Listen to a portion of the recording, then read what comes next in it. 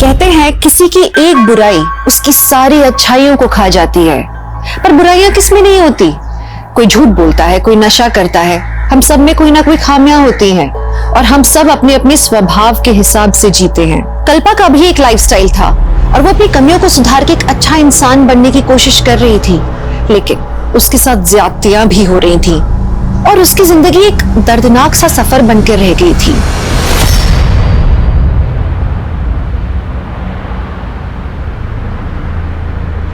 जिंदगी से भागते भागते थक गई थी मैं, समझ ही नहीं पा रही थी आखिर मेरी मंजिल थी क्या। लेकिन मैं मरना नहीं चाहती थी, मुझे अपने परिवार के लिए जीना था।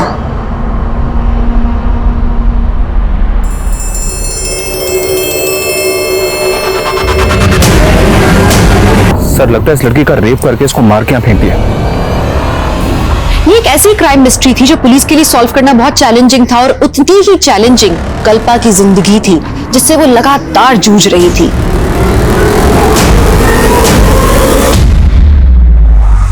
मैम, मैं जानती हूँ नशा करते वक्त इंसान अपनी परवाह करना भूल जाता है, लेकिन मुझे जिंदगी कभी रास ही नहीं आई।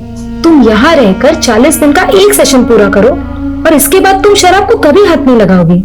लेकिन मैम, मुझ पर काफी कर्जा है, मैं 40 दिनों के लिए जॉब से छुट्टी नहीं ले सकती। क्या आप प्लीज मुझे कोई दवा सजेस्ट नहीं कर सकती? कल्पा, नशा दवा से नहीं, तुम्हारी स्ट्रॉन्ग विल पावर से ही छूटेगा। और क्या बाहर रहकर तुम खुद पर कंट्रोल कर पाओगी? बेबे, तू कंट्रोल से बाहर होती जा रही है। वो कुड़ी तेनू मेरे खिलाफ भड़का रही है ना, मैं तेनू ओदे नाल नहीं रहन दवांगा। मैं हुणे ओदा सामान चक के बाहर फेंकता हूं। रुक तेजिंदर, रुक जा। खबरदार जो तूने उसके सामान को हाथ लगाया, वो ना मेरी पीछे है, किराया देती है मैनू। तू ना मेरे गुजारे के लिए मुझे खर्चा नहीं देता। अकेला छोड़ के गया था तू मैनू। अकेला छोड़ गया था, तू याशी करेगी? अपनी बेबे को तू याश बोलता है?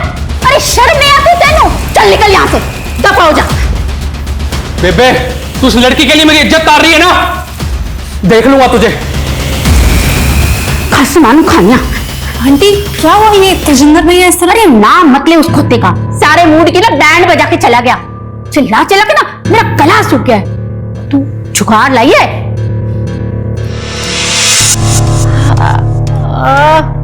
वाह जी वाह, तू ना मेरी असली पुत्र है। वाह जी वाह।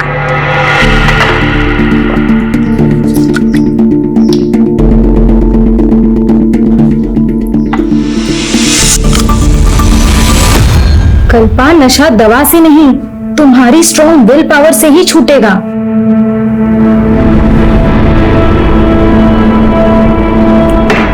ओए, तूने अपने लिए पैक नहीं बनाया? नहीं आंटी, मैंने सोचा है आज के बाद शराब नहीं पीऊंगी। बुखार तो नहीं हो गया तेनू? नहीं आंटी, मजाक नहीं कर रही। शराब की लत ने मुझे खुद से, अपनी फैमिली से दूर कर दिया, लेकिन अब मैं बदलना चाहती हूँ। और आंटी, मैं चाहती हूँ कि आप भी शराब छोड़ दो। अरे पुत्र, अब तो ये शरीर छोड़ने का वक्त आ गया। अब तेरे अंकल जी थे ना तब तक। आंटी, इसी गलतफहमी के कारण मैंने भी पीना शुरू किया था कि शराब पीकर मैं अपने सारे गम भुला दूंगी, लेकिन यही सोचकर हम सबसे बड़ी गलती करते हैं आंटी। एक काम कर, तू ना आज मेरे नाल आखिरी बार शराब पी ले। नहीं आंटी, आज शाम को नहीं बस है। थोड़ी सी पी ले मेरे खातिर। पहले शराब नू बस कर, फिर अपनी बस पकड़ के चले जाना। क्यों? मैं एक परवानी की तरह थी, जानती थी आग से खेलूंगी तो जल जाऊंगी, लेकिन फिर भी ये खेल रुक ही नहीं रहा था।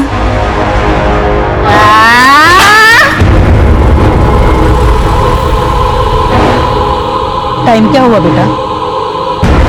8:30 हो रहा है। सर दर्द से फटा जा रहा है। एक काम करना, कंडक्टर से पूछना कि खाने के लिए बस कब रुकेगी। प्लीज बेटा। ठीक है आंटी।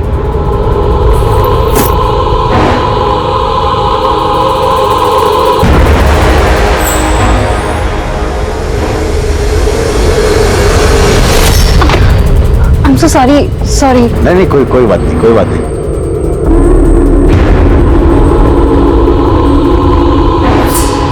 भैया, ये डिनर के लिए गाड़ी कहाँ रुकेगी? बस 10-15 मिनट में गुलशन ढाबा पहुंचने वाली है, बस वहीं रुकेगी। Okay, thank you.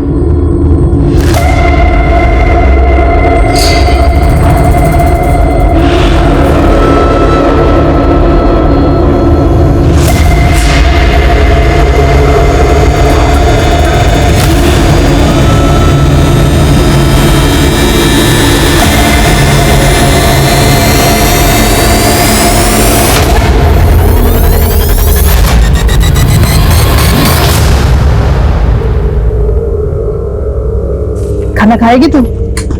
मैं अभी बस कॉफी या कुछ पी लूं। मैं दाल रोटी फटाफट खाऊंगी।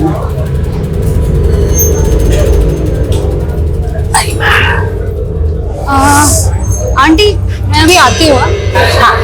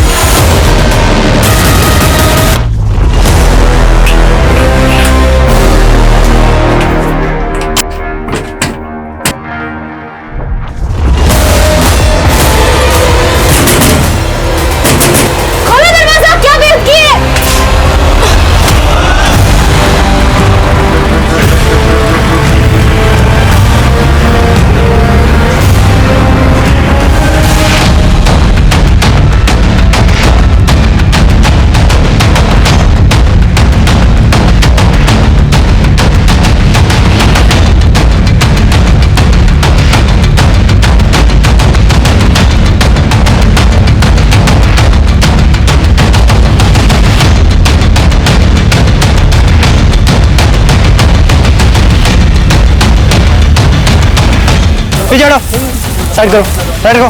चलो हट जाओ, सामने मत आओ कोई। सर लगता है इस लड़की का रेप करके इसको मार के यहाँ फेंक दिया।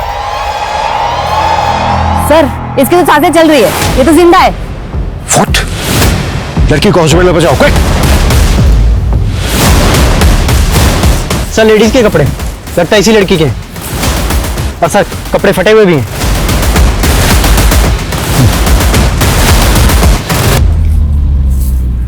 मनीष सर, ये देखो ब्लड का निशान, लगता है लड़की को इस तरफ से लाया गया। ये देखिए सर, यहाँ भी है, यहाँ भी है सर। आगे कहीं भी नहीं है सर ब्लड ट्रेल यहीं तक है सर। यहीं पे ढेर सारा खून पड़ा हुआ है, हाईवे नजदीक है सर। हो सकता है सर अगर लड़की का रेप करके उसको यहाँ फेंका गया होता तो लड़की के कपड़े भी यहीं होने चाहिए, लेकिन लड़की के कपड़े मिले हमें लड़की के पास। लड़की की कंडीशन देख के ऐसा लग रहा है कि जैसे बहुत ही हैवानियत के साथ उसका रेप हुआ है। Right sir. क्रिमिनल्स को लगा होगा कि लड़की मर गई, लेकिन लड़की सरवाइव कर गई। लड़की का होश में आना बेहद जरूरी है, क्योंकि ये लड़की हमें बता सकती है कि उसके साथ ये दरिंदगी किसने की। Right sir.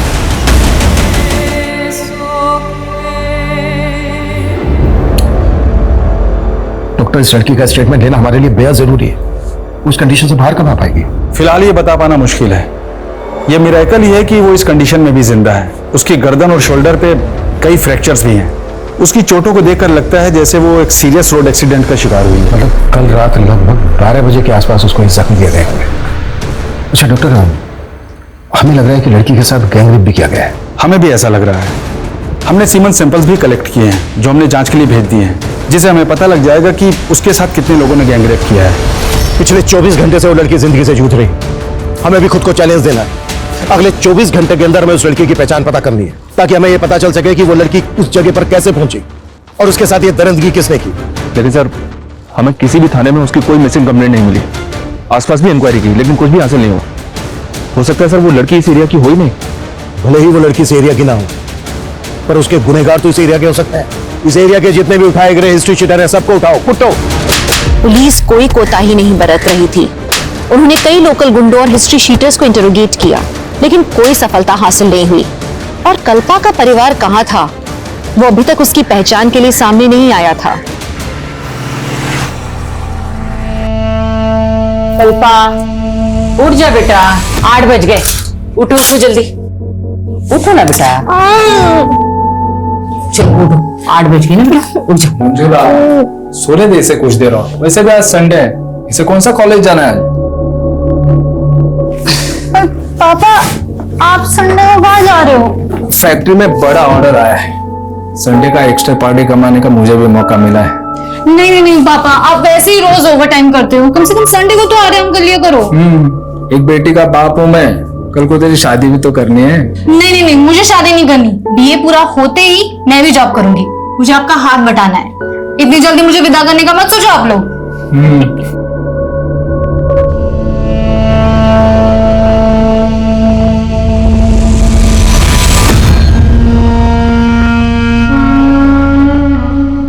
उस लड़की के साथ बहुत ही हैवानियत हुई। पिछले 24 घंटे में हम कुछ भी पता नहीं कर पाए। सभी पुलिस हेडक्वार्टर में लड़की का फोटो भेज दिया सर। न्यूज़पेपर्स और सोशल मीडिया में भी लोगों से अपील की कि अगर कोई इसे जानता है तो सामने आए। लेकिन तब तक हम चुपचाप नहीं बैठ सकते। उस लड़की के साथ इतनी ज्यादती हुई है कि वो कोमा में चली गई। जिंदगी और वक्त ठहर गया उसके लिए। अगले 24 घंटे में क्या क्या एक्शन लेने वाले हो, टाइम फ्रेम करो। कैसे भी करके हमें उस लड़की की पहचान पता करनी है। Right sir.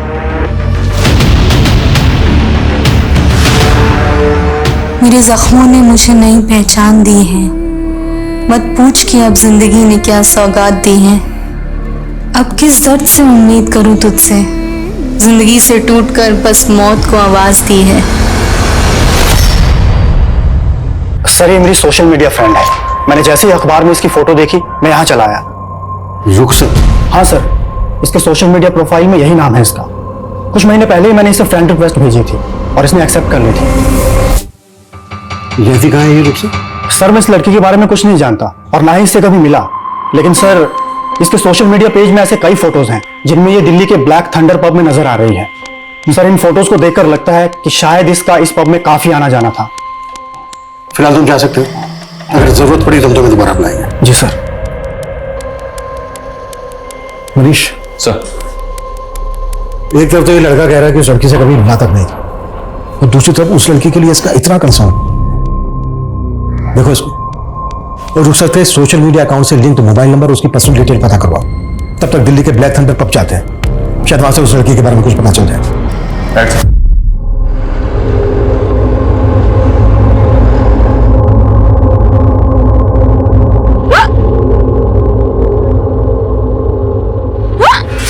लगता है तुम्हें कोई याद कर रहा है बेटा।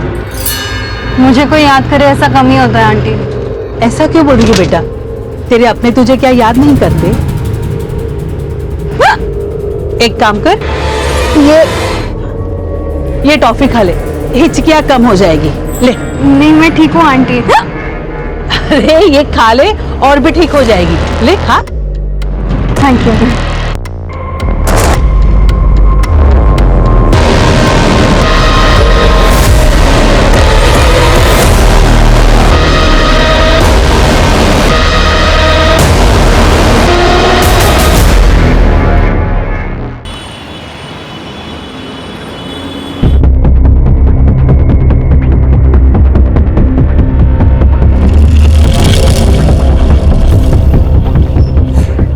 Yes sir, how can I help you?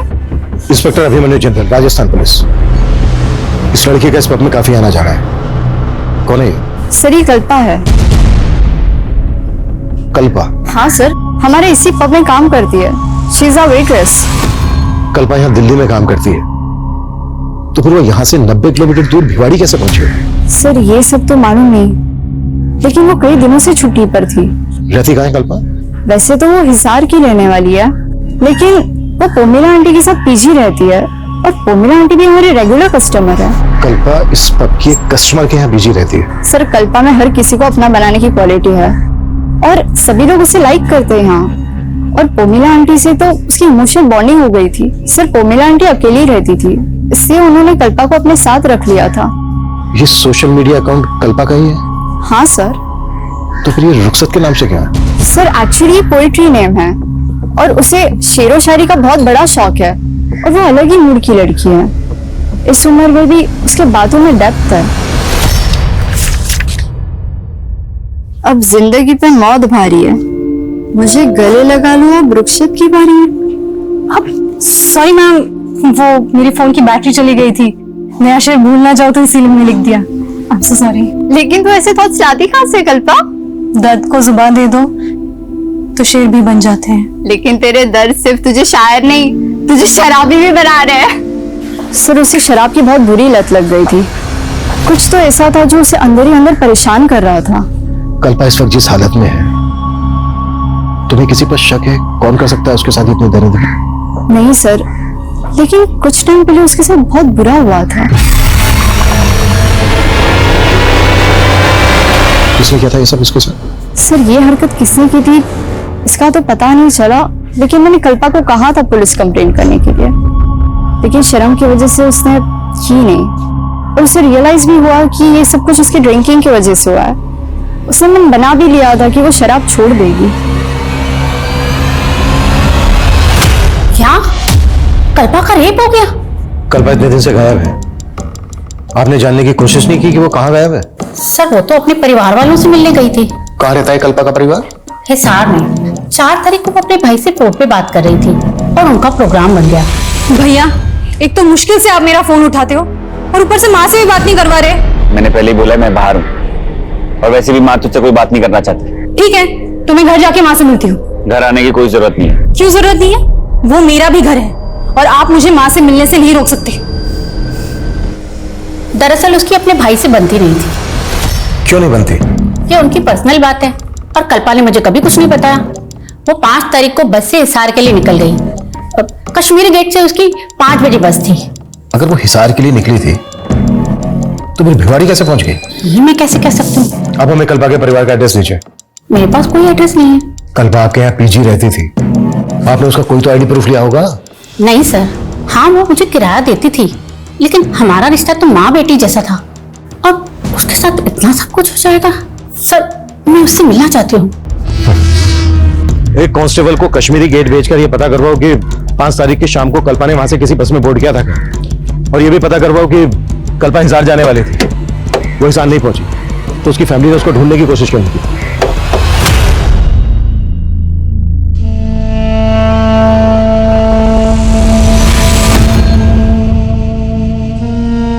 बस बेटा, अब ये खाना हलक से नहीं उतरता। बोझ बन गया हूं मैं तुम सब पर। ऐसा मत बोलो पापा, आपके 2 बच्चे हैं, मैं और सोम भैया, हम दोनों आपके 2 बाजू बनेंगे। ये सब बातों का कोई फायदा नहीं है कल्पा।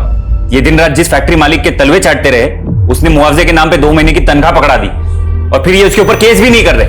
बड़े लोग हैं बेटा, ये कोर्ट कचहरी के चक्कर में पड़ेंगे तो हमारा जीना मुश्किल कर देंगे। वो जीना वैसे भी मुश्किल हो गया है हमारा, आपके हाथ भी गए और नौकरी भी।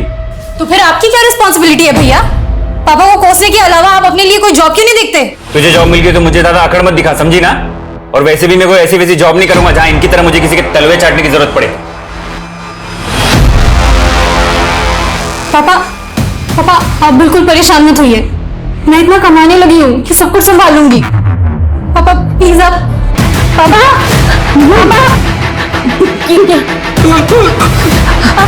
क्या हुआ? पापा क्या हो रहा है उनको?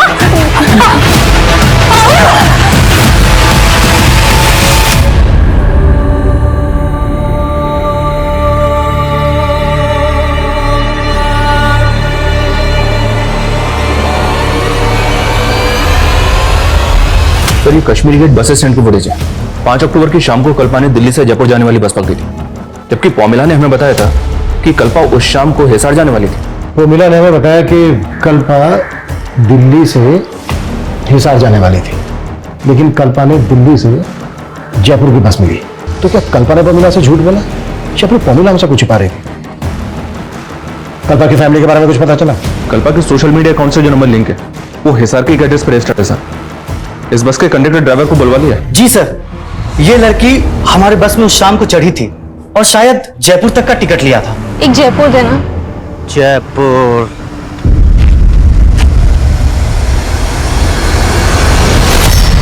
ये लड़की जयपुर जा रही थी? सर मुझे कुछ समझ नहीं आ रहा सर। रेप हुआ इस लड़की के साथ। देख अगर कुछ भी छिपाया ना हमसे तो। हम कुछ नहीं छिपा रहे हैं सर, लेकिन हाँ सर, जयपुर पहुंचने पर हमें एक सवारी का बैग मिला था। सर वो बैग हमने जयपुर बस स्टैंड के लगेज रूम में जमा करवा दिया था। हमारी बस रोजाना रात डिनर के लिए गुलशन ढाबे पर रुकती है, और गुलशन ढाबा भिवाड़ी से 15-20 किलोमीटर पहले ही पड़ता है। तू कह रहा है कि वो बस डिनर के लिए गुलशन ढाबा पर रुकी, वो लड़की बस से उतरी लेकिन वापस बस में नहीं चली? हमें ये याद नहीं है सर। उस बस में जो जो पैसेंजर ट्रेवल कर रहे थे सबकी डिटेल दे, हमें याद दिलाते हैं तुझे। सर ये लंबे रूट की बस है, हर रोज नई सवारी बैठती है, अब इतना याद कैसे रहेगा? तो अपनी याददाश्त पे जोर डाल। जब तक इसको सब कुछ याद नहीं आ जाता ना, जाने मत देना यहाँ से। और तेरे बस का ड्राइवर आने वाला था, वो आया क्यों नहीं? अभी तक कहाँ है वो? सर आज वो ड्यूटी पर नहीं आया था, लेकिन हमने उसे आने को बोला है। याद दिलाओ इसको। सर हमने क्या किया है सर? हमें क्यों पकड़ रहे हैं सर? तो उस लड़की की बॉडी पे जो फीमेल सैंपल्स मिले थे उनमें से एक ही डीएनए मिला है और हम समझ रहे थे कि लड़की का गैंग रेप हुआ। चलते हुए हाईवे पे एक अकेला आदमी एक लड़की के साथ इतना कुछ करे और लड़की रिटेलिएट ना करे, पॉसिबल नहीं है। सर आप ये कहना चाह रहे हैं कि लड़की के साथ रेप जख्मी हालत में हुआ? वो बस डिनर के लिए गुलशन ढाबा पर रुकी थी, वहां चलते हैं। सर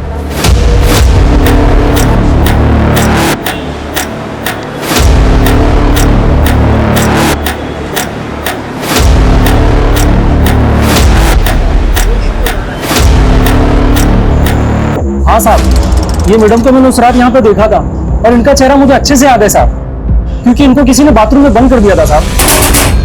खोलो दरवाजा! कौन है वहाँ?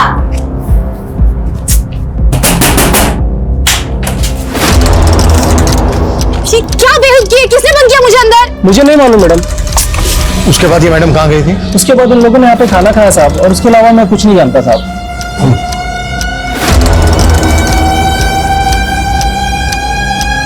ये सीसीटीवी काम कर रहा है? जी साहब काम कर रहा है। हमें 5 अक्टूबर की रात की फुटेज चेक करना, दिखाओ।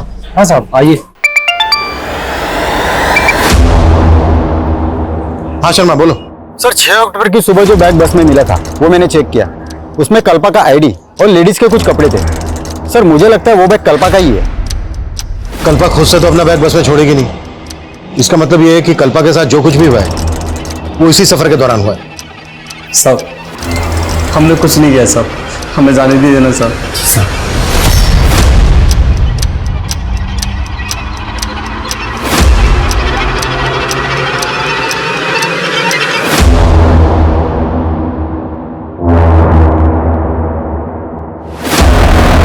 कल्पा बाथरूम की तरफ जाते हुए दिख रही है, लेकिन उसके पीछे कोई नहीं गया। इसका मतलब यह है कि होटल के दूसरी तरफ से आकर किसी ने बाथरूम का दरवाजा बंद किया। होटल के बाकी स्टाफ को खबर हो सकता है उनमें से किसी के हरकत है। जाओ।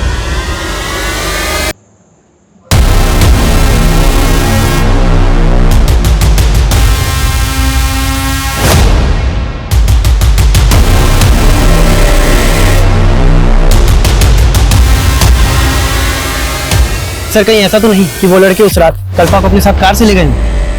कल्पा अगर अपनी मर्जी से कार में उनके साथ जाती तो अपना बैग बस में क्यों छोड़ती?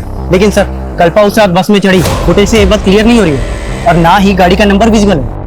पता करो वो दोनों लड़के कौन थे और फुटेज में बस की तरफ से जितने भी पैसेंजर आते हुए दिख रहे हैं सबकी पहचान पता करो। क्राइम सीन यहाँ से लगभग 15 किलोमीटर दूर भिवाड़ी में है। यहाँ से लेकर क्राइम सीन तक जितनी भी छोटी बड़ी दुकानें हैं, ढाबे हैं, सब जगह पूछताछ करो। Okay sir. शायद उस रात किसी ने कुछ देखा हो। जी सर।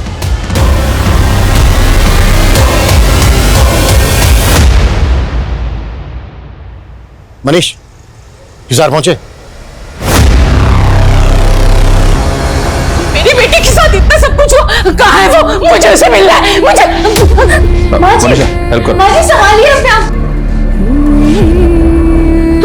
माँ जी संभालिए। माँ जी को कल्पा की बहुत फिक्र लगी रहती थी और कल्पा भी पता नहीं किन लोगों की संगत में पड़ गई और शराब पीने लग गई और कल्पा के साथ अभी ये सब। पॉमेला ने हमें बताया था कि कल्पा हिसार आने वाली थी यहीं पर। नहीं सर। कल्पा ने अपने भाई को भी ऐसा ही बताया था फोन। कहाँ है वो? बुलाइए उसे। सोम जी तो काम के लिए आउट ऑफ टाउन गए हुए, उन्होंने ऐसा हमें कुछ नहीं बताया। हमने सुना है कि सोम की कल्पा से बनते नहीं थे। नहीं सर, दोनों भाई बहन के बीच में ना सर बहुत प्यार था। पुलिस उस बस में ट्रैवल कर रहे पैसेंजर्स के साथ साथ उन 2 लड़कों की पहचान में भी जुट गई थी जो उस ढाबे में कल्पा के साथ देखे गए थे। लेकिन इस केस के कई और भी राजदार थे। जैसे जैसे ये केस आगे बढ़ रहा था मीडिया में भी कल्पा को इंसाफ दिलाने की गूंज उठ रही थी।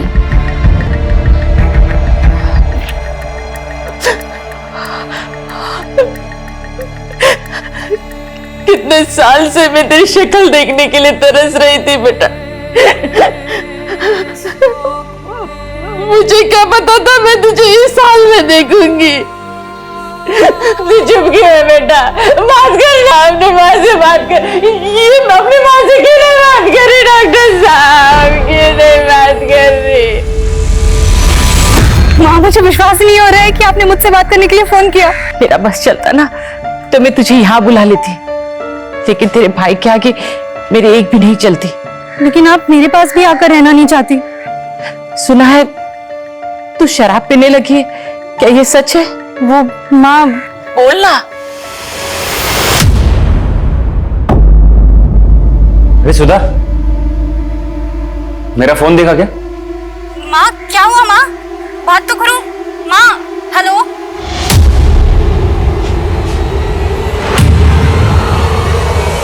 मना किया तूने इस लड़की से बात करने के लिए?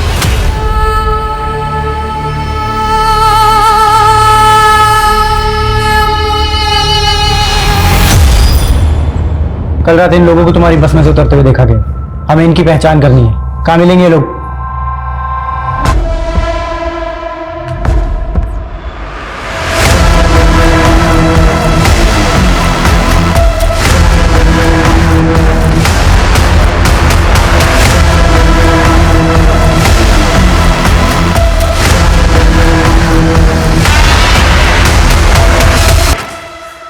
हाँ सर, इन लड़कों को मैं जानती हूँ।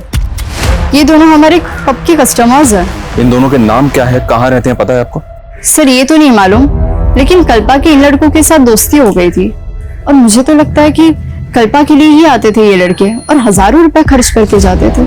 अरे अभी तो पीना शुरू किया है, तुम बैठो ना हमारे साथ, let's have drink together. Sorry Ankit, तुम्हें तो मालूम है ना मैं यहाँ एम्प्लॉई हूँ। अरे तू किसी दूसरे पब में चले। नो थैंक्स, आते हो कुछ देर में। सर कल्पा को लेकर मुझे इन लड़कों की इंटेंशन सही नहीं लगती थी। मुझे तो हैरानी हो रही कि उस रात ये लड़के ढाबे में कैसे पहुंच गए। ये दोनों लड़के यहाँ पे रेगुलर कस्टमर थे, तो ये पेमेंट कैसे करते थे? बाई कैश या कार्ड से? सर ज्यादातर कार्ड पेमेंट होती थी। इनके कार्ड की डिटेल्स मुझे दीजिए। जी सर। सर मैंने कल्पा की कॉल डिटेल्स चेक की। 5 अक्टूबर की रात को 8:30 बजे कल्पा ने इस नंबर पे कॉल किया था सर। 8:30 बजे वो बस गुलशन ढाबा पर रुकी थी। किसका नंबर है सर? ये वसीम नाम है सर इसका। थाने बुलाओ इस वसीम को। सर। हाँ मनीष। सर मैंने उन दोनों लड़कों की बैंक डिटेल्स उनका पता लगा लिया है। राज और अंकित नाम है इन दोनों का। दिल्ली के हरिनगर में ये दोनों एक साथ रहते हैं। मैं अभी हरिनगर में ही हूँ, लेकिन इनके घर पर ताला लगा हुआ है सर। और अंकित का जो मोबाइल नंबर बैंक से लिंक है वो भी बंद आ रहा है। इसका मतलब दोनों लड़के इस कांड में इन्वॉल्व हैं, इसीलिए कहा आपने।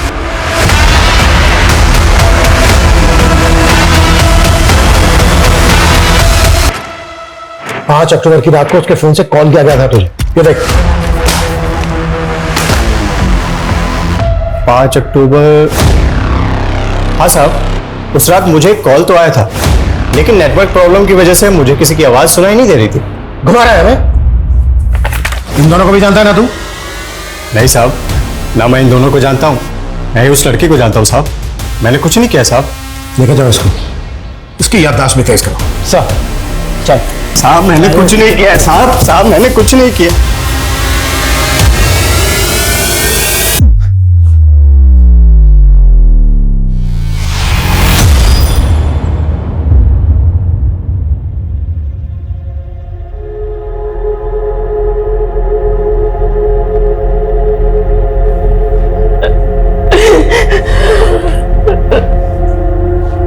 माही क्या हो गया? यही चाहता था ना तू कि वो हमेशा के लिए खामोश हो जाए। देख तेरे मंसूबे पूरे हो गए। कैसी बात कर रही है माँ? बहन है वो मेरी। लेकिन तू उसका भाई खिलाने के लायक नहीं है। पिछले 3 साल से मैं उसकी शक्ल देखने के लिए तरस रही। सिर्फ तुम्हारी वजह से मैं अपनी बेटी की शक्ल नहीं देख पाई। सिर्फ तुम्हारी वजह से।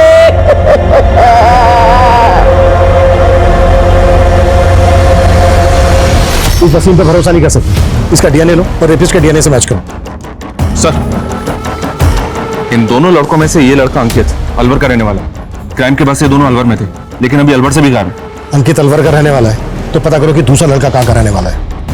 मैंने कल्पा का सोशल मीडिया अकाउंट चेक किया था, कल्पा इन दोनों के टच में थे। इनके आईपी एड्रेस ट्रेस करो। इस हादसे से पहले कल्पा के साथ पब में किसी ने बदतमीजी की थी, पता करो वो लोग कौन है।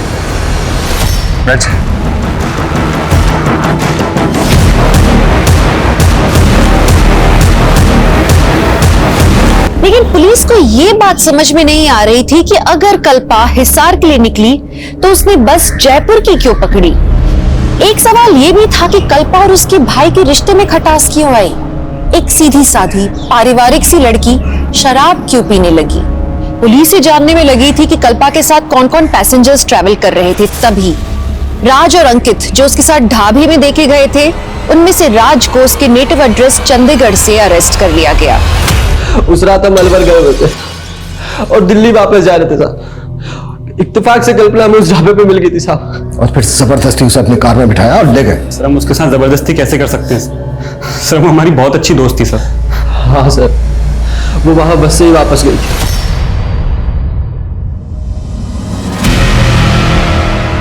हमें पता चला है कल्पा हिसार जाने वाली थी, फिर उसने अपोजिट डायरेक्शन में जाने वाली जयपुर की बस क्यों ली। जयपुर कहां जा रही थी वो?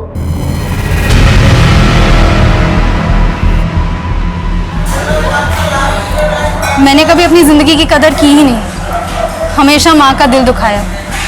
एक्चुअली उन्हीं से मिलने हिसार जाने वाली थी, लेकिन फिर सोचा अब मैं माँ से तभी मिलूंगी जब पूरी तरह से शराब पीना बंद कर दूंगी। इसीलिए मैं 40 दिनों के लिए जयपुर जा रही हूँ, नवज्योति नशा मुक्ति केंद्र। कल्पा बहुत पॉजिटिव लड़की थी, उससे बात करके हमेशा पॉजिटिव वाइब्स ही आती थी। हम उसके साथ ऐसा करने की सपने में भी नहीं सोच सकते साहब। फिर तुम दोनों गायब क्यों हुए थे? डर गए थे साहब।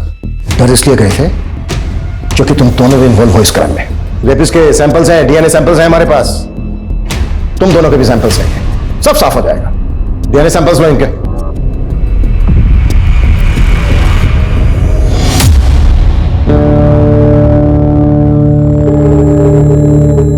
एक चाय लेना। ये उस दिन काफी पुलिस दिखाई दे रही थी यहाँ।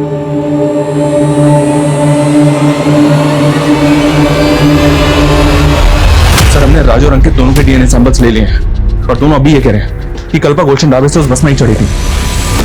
और दूसरी बात ये सर, मैंने जयपुर के नवज्योति नशा मुक्ति केंद्र से पता किया है, ये कल्पा 6 तारीख को 40 दिन के कोर्स के लिए वहां जाने वाली थी। अगर ये दोनों लड़के सही बोल रहे हैं तो क्या बस का कंडक्टर और ड्राइवर झूठ बोल रहे हैं? बस के पैसेंजर्स की पहचान पता चली? जी हाँ सर, 2 आदमियों की पहचान हुई है। ये देखिए, ये बसंत है और ये योगी, इन दोनों को थाने बुलवा लिया है। सर मैं कल्पा की सोशल मीडिया अकाउंट चेक कर रहा था सर। कल्पा अपने पुराने पोस्ट थ्रू कई फोटोज में इस लड़के के साथ दिखाई दे रही है सर। और सर ये लड़का कल्पा को सोशल मीडिया पे काफी मैसेज किया करता था, लेकिन कल्पा रिप्लाई नहीं करती थी। और सर 5 तारीख को भी ये देखिए सर, इसने कई मैसेज किए। कल्पा मैं तुमसे मिलना चाहता हूँ, प्लीज रिप्लाई करो। अगर तुम मुझसे नहीं मिली तो अच्छा नहीं होगा। साहिल मैं तुम्हारे लिए अपने परिवार छोड़कर आई हूँ, पर तुम मुझे अकेला छोड़कर कहीं कहीं दिन गायब रहते हो। कल्पा मेरा काम जानती हो ना तुम। लेकिन साहिल तुम मुझे अपनी फैमिली से मिलवाने वाले थे ना, तो क्या हुआ उसका? कल्पा मैंने बात की है उनसे, मैं उनको कन्विंस करने की पूरी कोशिश कर रहा हूँ। हाँ बस मुझे थोड़ा वक्त दो।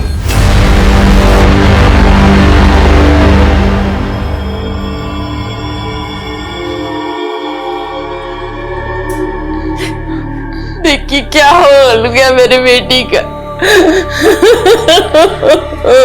सब पे भरोसा रखो, क्यों नहीं सोने कुड़िए, कुछ नहीं होगा इसको।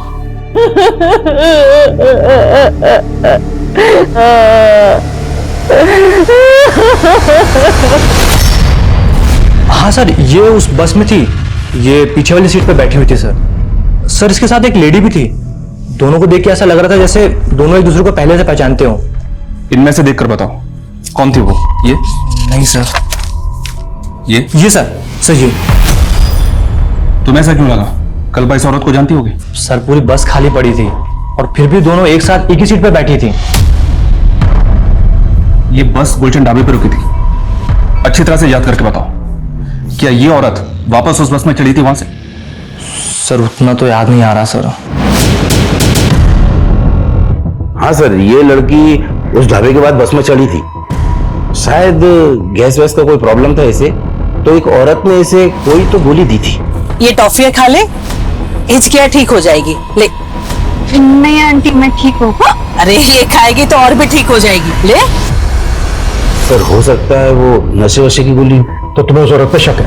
नहीं सर, पहले शक नहीं था, लेकिन अब ये सब पता चलने के बाद तो शक हो रहा है सर। और गुलशन ढाबे से थोड़ा दूर जाने के बाद मुझे एक लड़की के चीखने की आवाज सुनाई दी थी, और तब मैंने देखा तो वो बस में वो लड़की नहीं थी, लेकिन हाँ दूसरी सीट पर वो औरत आंखें बंद करके बैठी हुई थी। अगर ऐसा था तो तुमने बस क्यों नहीं रुकवाई? सर उस वक्त मुझे कुछ समझ में नहीं आया, लेकिन ये जरूर है कि मैंने किसी की चीखने की आवाज सुनी थी। हमने कोई भी चीख की आवाज नहीं सुनी थी सर। तो पैसेंजर बस झूठ बोल रहा है? सर हमें नहीं पता कि वो ऐसा क्यों बोल रहा है, लेकिन हमने कोई चीख नहीं सुनी। बसंत और एक दूसरे पैसेंजर का कहना है कि गुलशन ढाबा पे कल्पा वापस बस में चढ़ी थी, लेकिन तू शुरू से कह रहा है कि वो बस से उतरी थी लेकिन बस में चढ़ी नहीं वापस। सर मैंने कहा था कि मुझे याद नहीं है कि वो बस में चढ़ी या नहीं चढ़ी। तेरी याददाश्त को हम अच्छे से ठीक करते हैं। 10 सालों। सर ये लड़का साहिल है। कल्पा इस लड़के से प्यार करती थी, लेकिन हम नहीं चाहते थे वो इस लड़के से शादी करे। भैया समझने की कोशिश करो, मैं साहिल के बिना जिंदा नहीं रह सकती। बस कर। आज अगर तेरे पापा जिंदा होते ना, तो वो भी दूसरे समाज के लड़के के साथ तेरी शादी नहीं होने देते। लेकिन कल्पा अपने मर्जी की मालिक थी। वो इस लड़के के लिए हमें छोड़कर दिल्ली चली गई। फिर उसे बाद में एहसास हुआ कि हम सही थे। इस लड़के ने कल्पा के साथ किया क्या था? सर धोखा दिया था। ये लड़का पहले से ही शादीशुदा था। तुमने समझ के रखा है मुझे? हाँ, मैंने तुम्हारे लिए अपनी फैमिली से बगावत की और तुमने मुझे इतना बड़ा धोखा दिया साहिल। मैं मानता हूं मैं शादीशुदा हूं, लेकिन मैं तुम्हें अपनी दूसरी बीवी बनाकर रख सकता हूं। इसी गम में कल्पा ने शराब पीनी शुरू कर दी थी। माना कि उसने गलती की थी, लेकिन सोहम ने उसे कभी माफ नहीं किया, इसलिए अकेली ही अपना कम झेलती रही वो। सर मैं बस के बाकी पैसेंजर्स के बारे में पता करा था, तो मुझे वसीम के कांटेक्ट में रूही नाम की औरत का नंबर मिला। सर ये है रूही। सर ये वही औरत है जो कल्पा के साथ बस में थी। सर ना मैं झूठ बोल रही हूँ और ना वसीम। उस रात मेरे फोन की बैटरी चली गई थी, तो मैंने उस लड़की के फोन से वसीम को फोन जरूर किया था, लेकिन नेटवर्क प्रॉब्लम था, इसलिए हमारी बात नहीं हो पाई थी। तुमने उस रात उस लड़की को कुछ खिलाया भी था? क्या नशा मिला था उसमें? कैसी बात कर रहे सर, मैं ऐसा कुछ क्यों करूंगी? वो लड़की जख्मी हालत में हमें भिवाड़ी में मिली। भिवाड़ी से थोड़ा दूर 200 उतरी थी तुम, और वो लड़की पूरे रास्ते तुम्हारे साथ थी। देखो कुछ भी हमसे छिपाना मत। मैं कुछ नहीं छिपा रही सर, मैं उस लड़के के साथ बैठी जरूर थी, लेकिन बाद में मैं आगे की सीट पे चली गई थी।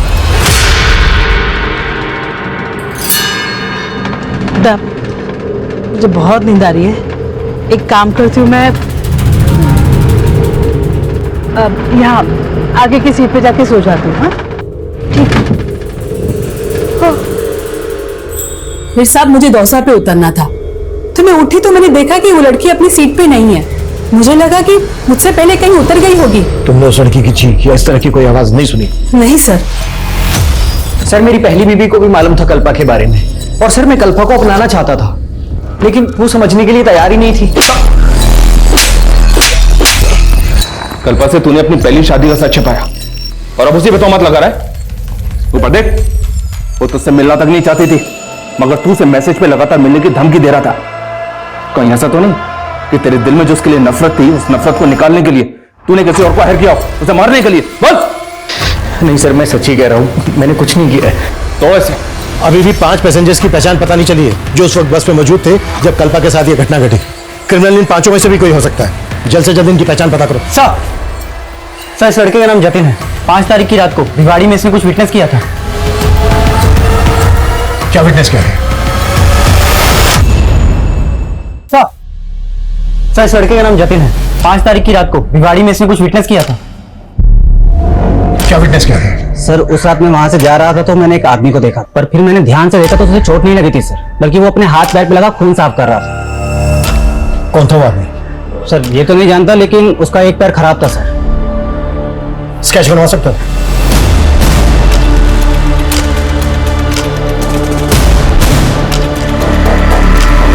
सर इसे मैं जानता हूं, ये चने वाला बबलू है, बसों में चना बेचता है। सर उस रात हमारे बस में ये गुलशन ढाबा से चढ़ा था और दोसा में उतर गया था। कहां मिलेगा ये? साहब आपको मुझे देख के ऐसा लगता है कि मैंने ऐसा किया है? मुझे फंसाया जा रहा है साहब, मैंने कुछ नहीं किया, मैं बेकसूर हूँ साहब। घुमा फिरा के बात मत कर, कल पेश है तेरी कोर्ट में, जो जो किया है कबूल कर ले।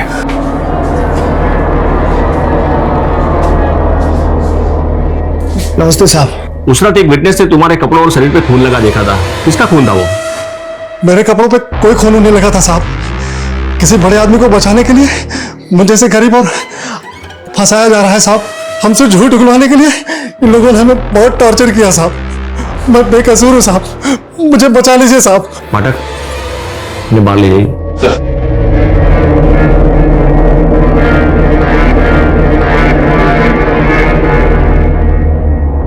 जिंदल, क्या ऐसा घिनौना क्राइम ये कर सकता है?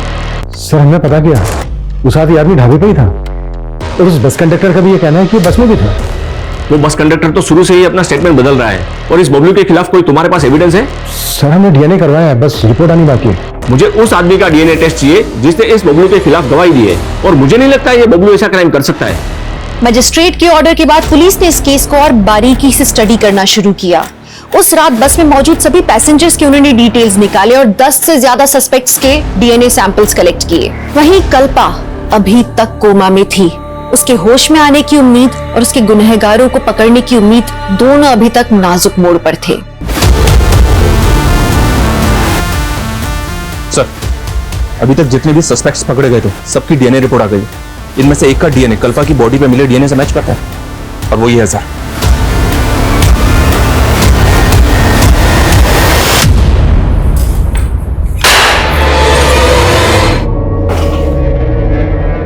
हो जा शुरू। साहब, जब मैंने उस रात उस लड़की को ढाबे पे देखा ना, तो मैं देखता ही रह गया। बहुत सुंदर थी साहब वो। पहले मैंने उसको बाथरूम के अंदर बंद कर दिया, लेकिन वो बाहर आ गई। फिर मैं उसको दोबारा देखने लगा और उसकी नजर भी मुझ पे पड़ी।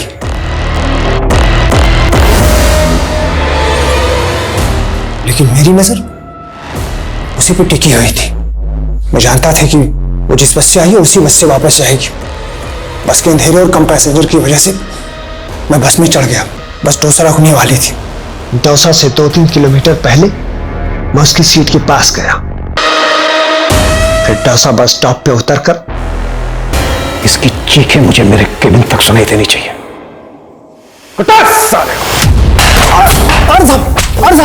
एक जज्बाती इंसान गलत लोगों पर भरोसा कर बैठता है, जैसे कि कल्पा ने कई गलत लोगों पर भरोसा करके कई ठोकरें खाई हैं अपनी जिंदगी में। साहिल के लिए उसके जज्बात सच्चे थे पर उसे धोखा मिला।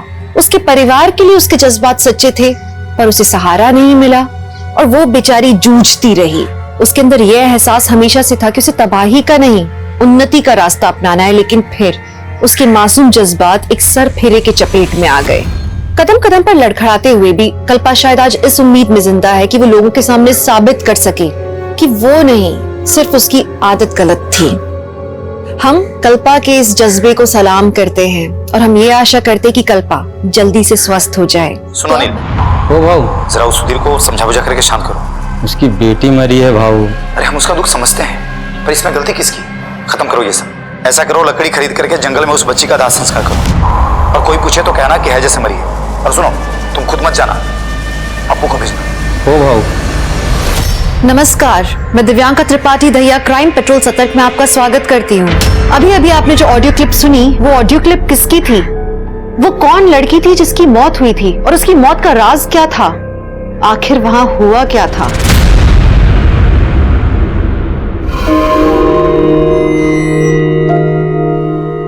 WORK work, hard work.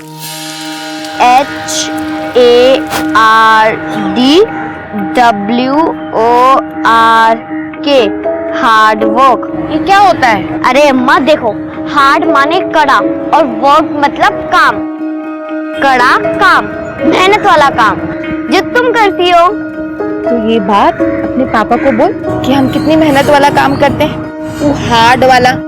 अरे अम्मा, अगर हम पापा को कुछ कहने जाते हैं ना तो वो उल्टा हमें काटने आते हैं। बाप है तुम्हारी, ऐसे नहीं बोलते। सॉरी। छन दे छठी मैया प्रात दर्शन दे। अम्मा, तुम्हें छठी मैया का गाना बहुत पसंद है ना? हाँ, बहुत पसंद। जैसे तुमको ये रेडियो सुनना पसंद है ना, हमको हमारा लोकगीत संगीत बहुत पसंद है। अब रोजी रोटी के चक्कर में बिहार छोड़ दी तो क्या, अपने रीति रिवाज भी छोड़ देंगे। सच्चे मन से आदमी जो भी मांगे ना, छठी मैया जरूर देती है। अच्छा अम्मा, तुम छठी मैया से क्या मांगती हो? बताओ ना अम्मा। सूप कितने का? 40 रुपये का भैया। ठीक है, 2 दे दो। ये लीजिए। ठीक।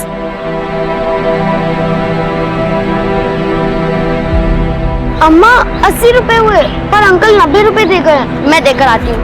अंकल, अंकल, आप ये 10 रुपए ज्यादा देकर चले गए थे। कोई बात नहीं बेटा, आप रख लो। नहीं अंकल, हम अपने हार्ड वर्क का ही पैसा लेंगे। कोई बात नहीं बेटा।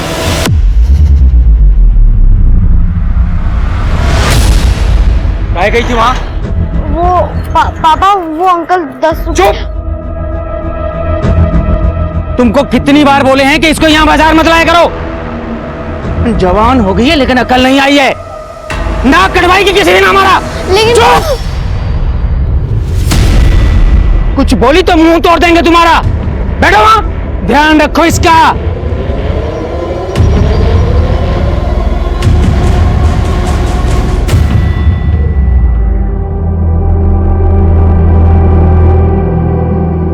अम्मा, पापा हमसे प्यार नहीं करते ना? वो तो तुमसे बहुत प्यार करते हैं, बस उनको जताना नहीं आता। लेकिन आज तुम उस आदमी के पीछे क्यों गई थी? तुमको पता है ना पापा कितना गुस्सा करते हैं। अम्मा, हम पापा की मार खा सकते हैं पर गलत काम नहीं कर सकते। और आपने तो सिखाया था कि ईमानदारी से बढ़कर कुछ नहीं। हमारी बच्ची, तू सो जा।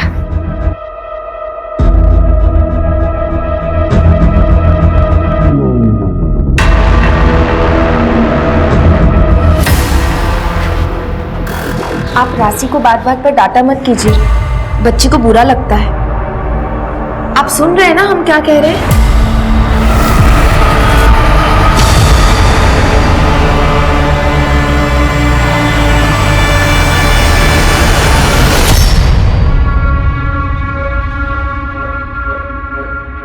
तुम ठीक तो हो?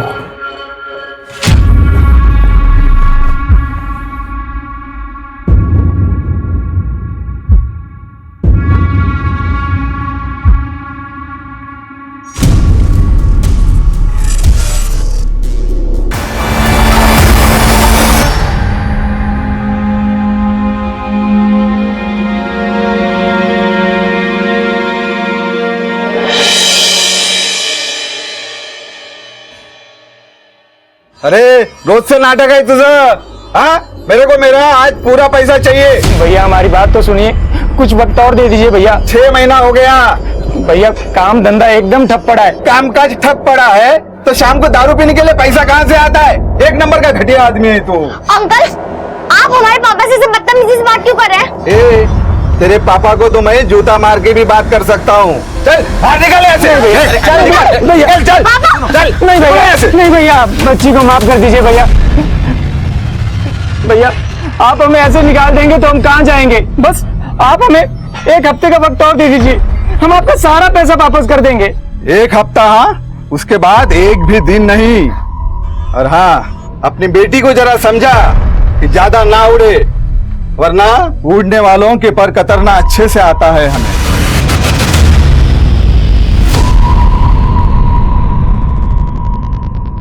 मंत्री जी, ये जमीन ले लीजिए, मिट्टी के भाव मिल रही है। सुधा, सुधा जल्दी आना सुधा।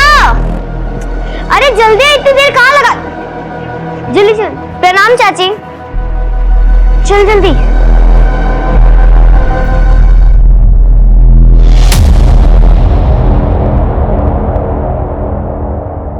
कुमुद, सुधा को समझा, राजा रंग पे शासन करता है, दोस्ती नहीं करता।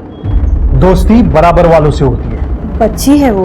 बच्ची है, इसलिए तुम्हें बोल रहा हूं उसे समझाने के लिए, नहीं तो मैं अपने तरीके से उसे समझा देता।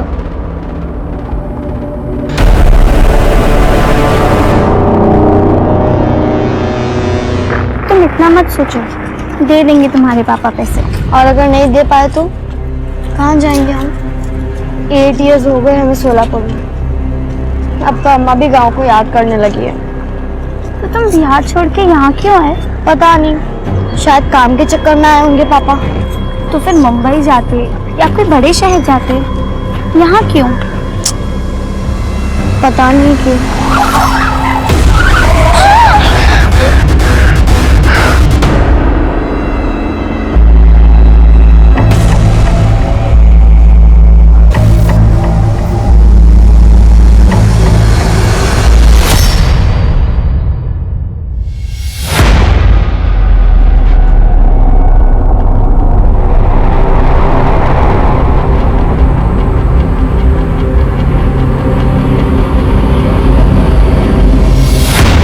अरे तेरे को समझ में नहीं आ रहा क्या?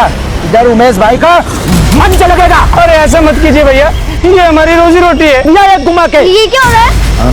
ये उमेश भागवत के लोग हैं, कह रहे हैं कि यहाँ पर स्टेज बनेगा छठ पूजा के लिए। अरे नहीं भैया, गरीब आदमी है, भूखे मर जाएंगे। तू घर पे जा, तू घर पे जा। जाएंगे। क्या कर रहे हो? अरे नहीं भैया, अरे हमारी छोटी सी बच्ची है भैया। अरे नहीं भैया, अरे भैया, अरे नहीं भैया, अरे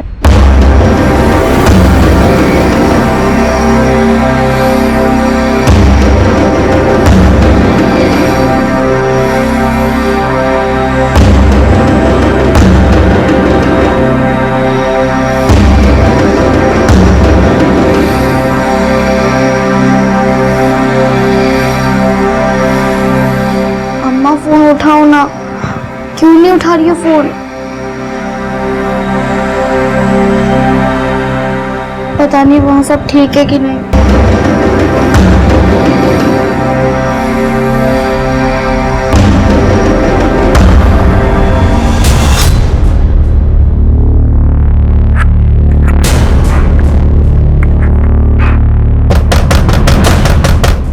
लगता है अम्मा आ गई।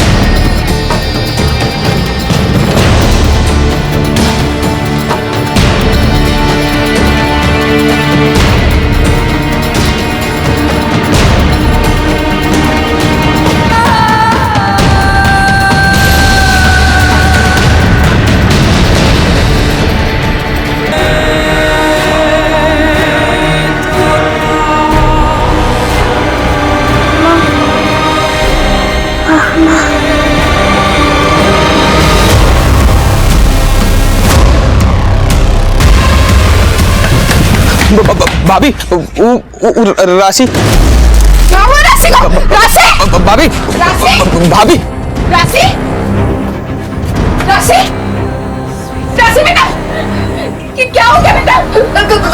चल जल्दी अस्पताल चलिए। हाँ भाभी। राशि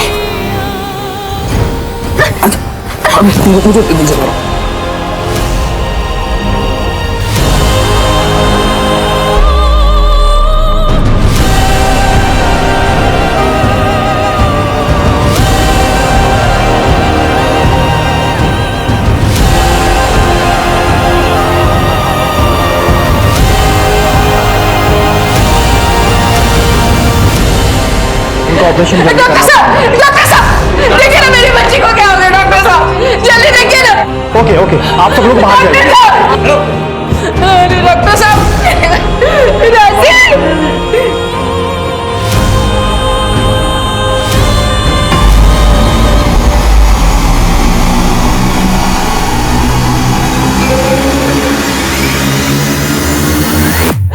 डॉक्टर साहब क्या हुआ मेरी बच्ची को?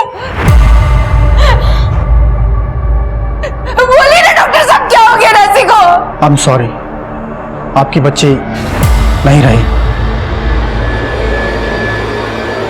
राशि राशि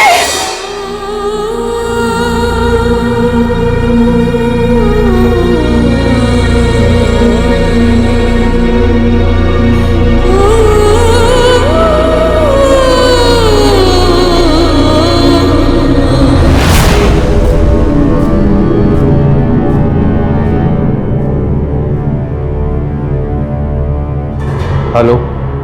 ऐसा नहीं हो सकता साहब, आपसे जरूर कोई चूक हुआ है। देखिए, हमसे कोई चूक नहीं हुई है। आपकी बच्ची की मौत हैजे से ही हुई है। नहीं साहब, आप समझाइए ना इनको। अरे हैजा होता ना। अरे मेरी बात तो मानिए। उल्टी होती, दर्द होता क्या हो रहा है इधर? देखिए सर, मैंने आपको बुलाया। इनकी बच्ची की मौत हैजे से हुई है, लेकिन ये मेरी बात मानने को तैयार ही नहीं है। कोई जांच पड़ताल की है, ऐसे ही बोल दिया? हाँ सर, रिपोर्ट है ना, आप रिपोर्ट पढ़िए। मिलिए। मैं बोल रहा ना, मैं बिजी अभी आता हूँ थोड़ी देर में। रिपोर्ट में तो सही लिखा है। एक काम करो, बच्ची की लाश नहीं दे दो, क्रियाक्रम कर देंगे। नहीं नहीं साहब, हमारी बच्ची को हैजा नहीं था। रिपोर्ट में तो ये लिखा है मैडम, और जब डॉक्टर कह रहे हैं तो सही बात होगी। अरे बोला ना मैं आ रहा है। आप एक काम करो, बॉडी हैंड ओवर कर दो। जी ठीक है। अरे बोला ना तेरे को भाई।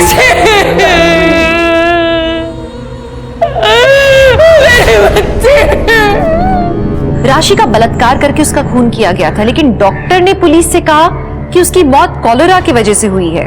तो क्या डॉक्टर से चूक हुई थी, या वो जल्दबाजी में अपना पल्ला झाड़ने की कोशिश कर रहे थे, या फिर इन सब के पीछे कोई और ही बड़ा राज छुपा हुआ था? राशि का अंतिम संस्कार कर दिया गया और मामला पूरी तरह से शांत हो गया, लेकिन सच पर कितने भी पर्दे डाल दो, सच तो सामने आ ही जाता है। सुनो नील, हो भाऊ, जरा उस सुधीर को समझा बुझा करके शांत करो। उसकी बेटी मरी है भाऊ। अरे हम उसका दुख समझते हैं, पर इसमें गलती किसकी है? खत्म करो ये सब। ऐसा करो, लकड़ी खरीद करके जंगल में उस बच्ची का दाह संस्कार करो, और कोई पूछे तो कहना कि हैजे से मरी है। और सुनो, तुम खुद मत जाना, अप्पू को भेजना। हो भाऊ। ये ऑडियो क्लिप मीडिया में पूरी तरह से छाई हुई है। हर तरफ ये खबर उछाली जा रही है कि किसी लड़की के साथ कुछ गलत करके मामले को रफा दफा करने की कोशिश की जा रही है। सर, ये ऑडियो क्लिप सस्पिशियस तो है, लेकिन डेफिनेट नहीं। क्लियर नहीं हो रहा है कि ये किस इंटेंशन से बोला गया। इसलिए इस केस की छानबीन के लिए हमने स्पेशल टीम तैयार की, जिसे तुम लीड करो। देखो, कुछ हुआ भी था या वैसे ही न्यूज क्रिएट करने के लिए इस ऑडियो क्लिप की सनसनी फैलाई जा रही है। सर, हमारे पास कोई इन्फॉर्मेशन है इस ऑडियो क्लिप के सोर्स के बारे में? सोर्स का पता चल गया। सोलापुर के कांस्टेबल अनिल शिंदे के मोबाइल से ये ऑडियो क्लिप वायरल हुई। इसमें कांस्टेबल अनिल शिंदे और वहां की पीएसआई उमाकांत पुरोहित की आवाज है। घटना 15 दिन पहले की, 30 अक्टूबर।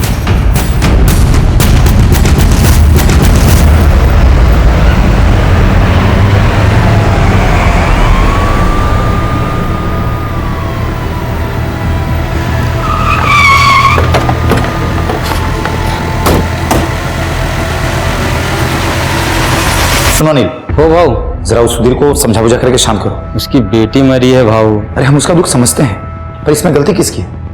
खत्म करो ये सब। ऐसा करो, लकड़ी खरीद करके जंगल में उस बच्ची का दाह संस्कार करो, और कोई पूछे तो कहना कि हैजे से मरी है। और सुनो, तुम खुद मत जाना, अप्पू को भेजना। हो भाऊ। ये तुम दोनों की आवाज है ना? सर, ये मेरी ही आवाज है, पर मुझे तो एक बात समझ में नहीं आ रही है कि इसमें ऐसा मैं क्या गलत कह रहा हूँ। अगर गलत नहीं कह रहे हो तो मीडिया को ऐसा क्यों लग रहा है कि किसी को मार कर केस को रफा दफा करने की कोशिश की गई? सर, कुछ रफा दफा करने की कोशिश नहीं की गई। मैं खुद अस्पताल गया था, बच्ची की लाश को भी मैंने देखा था, हैजे से मरी थी वो। ये देखिए साहब, डॉक्टर की रिपोर्ट। बच्ची की फैमिली वाले डॉक्टर से लड़ रहे थे, डॉक्टर ने हमसे ऐसा बोला, तो मैंने डॉक्टर को बोला कि बच्ची की लाश को फैमिली को सौंप। और ये लकड़ी पहुंचा के बच्ची को जलाने की बात? वो क्या है ना साहब, बच्ची के फैमिली वाले बहुत गरीब हैं, उनके पास खाने को भी पैसे नहीं थे। मैंने तो बस उनकी मदद की, दाह संस्कार का इंतजाम किया था, बस। ये देखिए साहब, बच्ची के पिता ने खुद दाह संस्कार किया था। साहब, कोई मामला रफा दफा नहीं किया गया।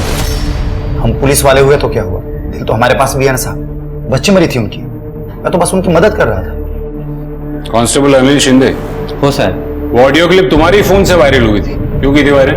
मैंने कुछ नहीं किया साहब, वो मेरे मोबाइल में अपने आप कॉल रिकॉर्ड हो जाते हैं। वो मेरा मोबाइल खराब हो गया था ना साहब, इसके लिए मैं वो बनाने के लिए दिया था दुकान में, तो वो मोबाइल बनाने वाले ने ही उसको वायरल कर दिया। उसको लगा कोई स्पेशल न्यूज है।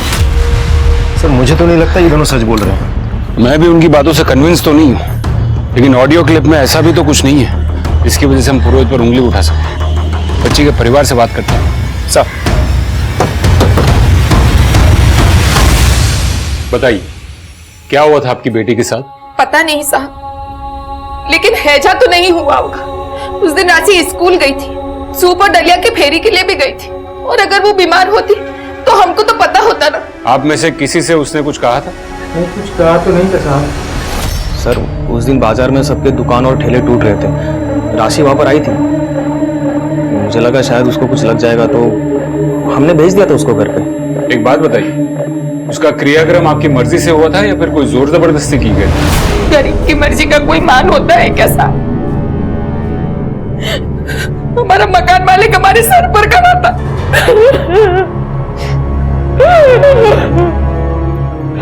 हमारा राशि का मौत है जैसे नहीं हुआ है। अब बड़े साहब को बोलेंगे पड़तालने को। देखो, मैं तुम्हारे सामने हाथ जोड़ता हूँ, इस घर में पुलिस नहीं आना चाहिए। इस बात को यहीं खत्म करो। अगर नहीं कर सकते तो मेरा घर अभी के अभी खाली करो और इस लाश को भी लेकर चले जाओ और फिर करते रहो जो करना है वो। ठीक है भैया, आप जो कहेंगे वो ही करेंगे। फिर एक पुलिस वाला है और बोला लकड़ी का इंतजाम हो गया। आनंद पानंद में हमारी बच्ची का लाश उठाकर उसका अंतिम संस्कार करवा दिया साहब। हमारी कोई मर्जी नहीं थी साहब। हमारे में तो कुंवारी लड़की के मरने के बाद उसको आग में जलाते भी नहीं, जमीन में दफनाते। साहब, ये सब मेरे घर के अंदर हुआ था, पर ज्यादा पुलिस कोर्ट कचहरी होती तो मेरा ही घर बदनाम होता ना। बाद में कोई भाड़ुत्री नहीं मिलता, लेकिन उसकी माँ जबरदस्ती रट लगाई बैठी थी कि उसे हैजा नहीं हुआ था। अतः तुम ही सांगा साहब, मैं डॉक्टर की बात मानूं या उसके माँ की? मैं कह रहा हूं ना, बच्ची को हैजा ही हुआ था। तो बच्ची के घर वाले झूठ कह रहे हैं कि उसे हैजा नहीं हुआ था। अब सर, ये भी तो हो सकता है कि घर में किसी का ध्यान ना गया हो, बच्ची को समझ ना पाई हो और एकदम से बेहोश हो गई हो। और सर, इस हैजे का इलाज अगर सही समय पे ना हो तो इंसान की मौत भी हो सकती है। बाय एनी चांस उसका पोस्टमार्टम हुआ था? सर, ऐसी बीमारी में लोग पोस्टमार्टम नहीं करते, और वैसे भी इस एरिया में हैजा बहुत फैला है। ठीक है, थैंक यू। सर, मुझे तो इस केस में कोई मैनिपुलेशन लग नहीं रही है। यही तो पता करना है विवेक, ये केस वाकई में उतना ही साफ है जितना दिख रहा है। एक बात तो है कि अगर बच्ची को हैजा हुआ था, इसका मतलब चांसेस है कि घर में किसी ना किसी को तो हैजा हुआ होगा, क्योंकि ये कंटेजियस बीमारी। सबके रिपोर्ट्स निकलवाओ। Right sir.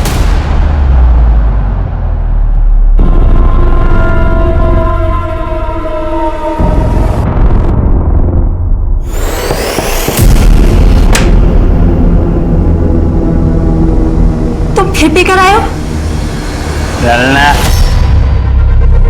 प्रभात, जिंदगी बर्बाद करके रख दी तुमने मेरी। पूरा दिन कमर तोड़ मेहनत करती हूँ मैं, लेकिन तुम पूरा दिन शराब पी के ना पता नहीं कहाँ मुंह मारते फिरते हो। चे चे चे, घर में घुसाने की तेरी चक-चक शुरू हो जाती है। चल। प्रभात, प्रभात, तुम मुझे तुमसे बात करनी है प्रभात।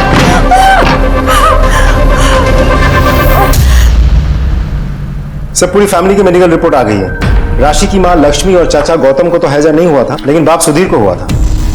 इसका मतलब पूरी पॉसिबिलिटी है कि राशि को भी हैजा हुआ होगा। हो तो सकता है सर। वैसे भी बच्चे साफ सफाई के साथ कहाँ रहते हैं। आप एक्सक्यूज मी सर। हेलो, हाँ बताता हूँ। अरे बताता हूँ। ठीक है, ओके। क्या हुआ? कुछ नहीं सर, वो घर से वाइफ का कॉल था, पूछ रही थी कब तक आओगे। मुझे कह दो ज्यादा दिन नहीं लगेंगे। वैसे भी मुझे यहाँ केस ही नजर नहीं आ रहा है। सही कह रहे सर।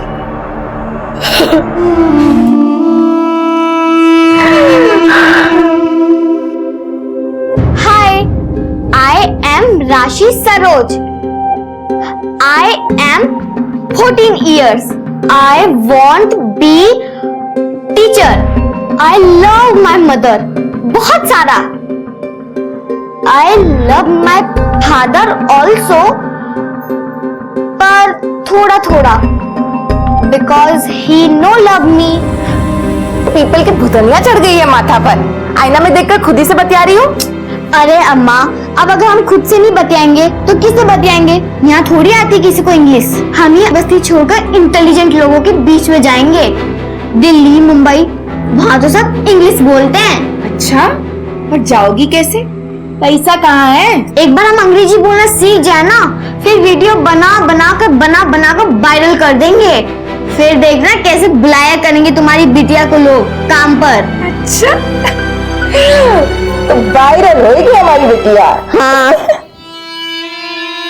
क्या है उस ऑडियो क्लिप का सच? क्या सच में किसी मासूम के साथ कुछ गलत करके उसे मार दिया गया और इस बात को रफा दफा किया गया? आखिर क्या हुआ था उस बच्ची के साथ? क्या सच में उस बच्ची को इंसाफ मिलेगा? अब तुमको सब जानने लगे हैं राशि। वायरल हो गई हो तुम, लेकिन उसके लिए हमको बहुत बड़ी कीमत चुकानी पड़ी, बहुत बड़ी कीमत चुकानी।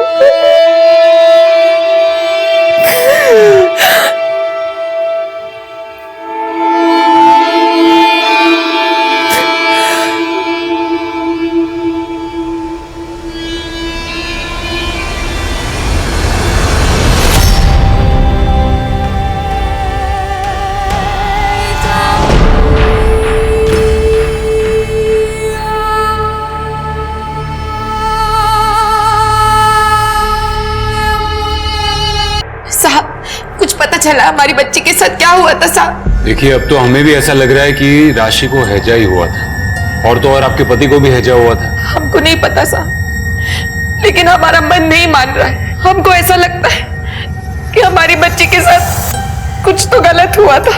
देखिए लक्ष्मी जी, मैं आपकी भावनाओं को समझ सकता हूँ, लेकिन पुलिस अपनी तहकीकात सबूतों के आधार पर करती, और अब तक हमें जो भी सबूत मिले हैं वो इसी तरफ इशारा करते हैं कि राशि की मौत हैजा से ही हुई थी। हम जानते हैं आप लोग बहुत व्यस्त रहते हैं, राशि के बारे में छानबीन करने के अलावा भी दुनिया भर का काम पड़ा है आपके पास, लेकिन साहब हमारी तो एक ही बच्ची थी ना, हमारी राशि तो वापस नहीं आएगी ना साहब। अगर हमें ये पता चल जाए कि उसके साथ हुआ क्या था, तो कम से कम मरने के वक्त हमारी सीढ़ी पर कोई सवाल का बोझ तो नहीं रहेगा ना साहब। अब आप क्या हाथ जोड़ते साहब, आप जांच कीजिए साहब।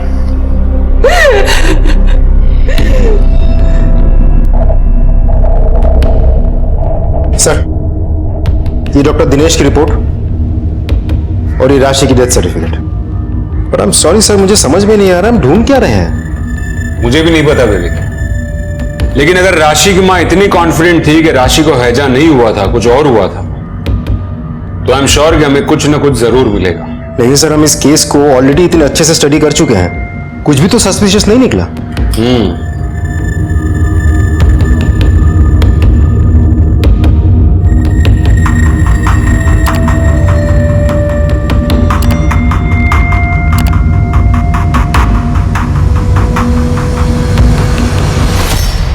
विवेक। Yes sir. विवेक, ये डॉक्टर देखो, ये हॉस्पिटल के काफी फोटोज में दिख रहा है। ऐसा लग रहा है जैसे राशि का केस इसी के अंडर में था। लेकिन उस दिन हॉस्पिटल में ये डॉक्टर तो नहीं दिखा था हमें। तो वाकई में हॉस्पिटल में नहीं था या फिर जानबूझकर हमसे छुप रहा था? इसके बारे में पता करो। सर,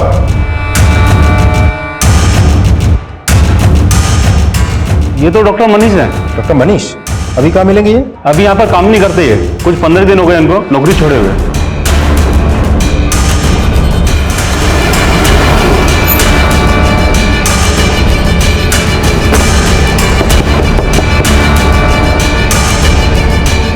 तीस अक्टूबर को राशि की मौत हुई। राशि का केस आप ही देख रहे थे ना? जी। लेकिन फिर ऐसा क्यों हुआ कि उसी दिन यानी कि 30 अक्टूबर को ही आपने नौकरी छोड़ दी? सर, मैंने नौकरी छोड़ी नहीं थी, मुझे नौकरी से निकाला गया था। निकाला गया? क्यों? पता नहीं सर। क्या करो मनीष? सर, मुझे लगता है बच्ची के साथ। तुम जाओ, मैं देख लूंगा। लेकिन सर। मनीष, मैंने कहा ना तुम जाओ।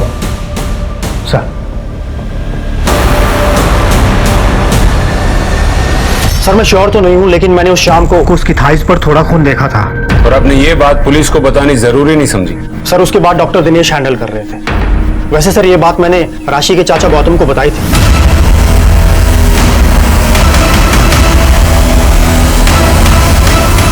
और उसी शाम को डॉक्टर दिनेश ने मुझे नौकरी से निकाल दिया। ठीक है, जरूरत पड़ी तो फिर से आपसे कांटेक्ट करेंगे। लेकिन सर, गौतम ने हमें सब कुछ क्यों नहीं बताया? इसका जवाब तो गौतम ही देगा। वो सर, वो मैं जब डॉक्टर मनीष ने तुझसे कहा कि राशि के बॉडी पर खून मिला था, तो ये बात तूने पुलिस को क्यों नहीं बताई? हमें सर ज्यादा कुछ समझ में नहीं आया था जो डॉक्टर मनीष ने कहा था। फिर बड़े वाले डॉक्टर ने कहा कि उनको हैजा है, तो सर हमको लगा कि बड़े वाले डॉक्टर को ज्यादा पता होगा, इसलिए ये बात हमने पुलिस से छुपाई थी सर। डॉक्टर मनीष को नौकरी से क्यों निकाला? सर, डॉक्टर मनीष लापरवाह था। मैंने कई बार उसे वार्निंग दी, लेकिन उसकी लापरवाही में कोई फर्क नहीं पड़ा। आप ऐसे डॉक्टर की वजह से मैं अपने पेशेंट की जान खतरे में नहीं डाल सकता था, तो नौकरी से निकाल दिया उसे। भाई, ये सब राशि के केस के चक्कर में तो नहीं किया? सर, मैंने आपसे पहले ही कहा है, उसे हैजा हुआ था। डॉक्टर मनीष ने तो कहा था कि उसने राशि की बॉडी पर खून देखा था। हाँ सर था, वो बच्ची का महीना चालू था सर। राशि ने तो हमको नहीं बताया था साहब कि उसका महीना चल रहा था। अगर ऐसा होता तो हमें तो पता होता। उसको उन दिनों बहुत दर्द होता था। आप यकीन के साथ ये बात कह सकती? यकीन के साथ तो नहीं कह सकते। राशि की बॉडी घर में कहाँ मिली थी? घर के पीछे वाले हिस्से में साहब। यहाँ पड़ी थी हमारी राशि।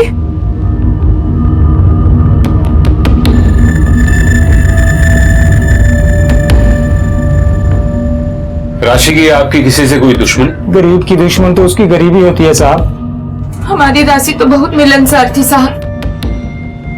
राशि का मोबाइल? उसका मोबाइल तो मिला नहीं साहब, चोरी हो गया लगता है। अच्छा बताइए, उस दिन क्या क्या हुआ था? हम बाजार से आ रहे थे, तभी गौतम हमारे पास दौड़ता दौड़ता आया। तो तुम सबसे पहले आए घर में? हाँ सर, हम सबसे पहले आए थे। कितने बजे आए थे? 2:15 बजे सर, हमें याद है। उसके पहले हमने किसी को फोन किया था, तो उसके बाद हमने मोबाइल चेक किया था। 2:15 बज रहे थे। और आप उस वक्त कहाँ थे? मंच बनाने के लिए उमेश भागवत के लड़का लोग हमारा ठेला तोड़ दिए। हमें कुछ भी समझ नहीं आ रहा था साहब, तो हम पीने के लिए ठेके पर चले गए। राशि के बारे में हमें बाद में पता चला। विवेक सर, फॉरेंसिक टीम को बुलाओ। राइट।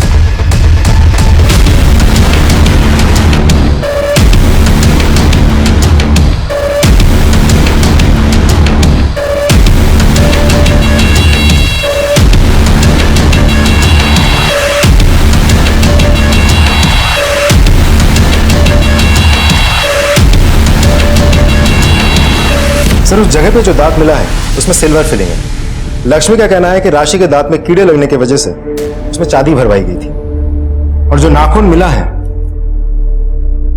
उस पर वही नेल पेंट लगा है जो उस दिन राशि ने लगाया था। ये नाखून और दांत को डीएनए टेस्ट के लिए भेजो और पता करो कि ये राशि के हैं या नहीं। सर आपको सच में ही लगता है कि राशि के साथ सच में ही कुछ गलत हुआ होगा? पक्के से नहीं कह सकते विवेक, क्योंकि घर के जिस हिस्से में वो लाश मिली थी वहां ज्यादा साफ सफाई होती नहीं।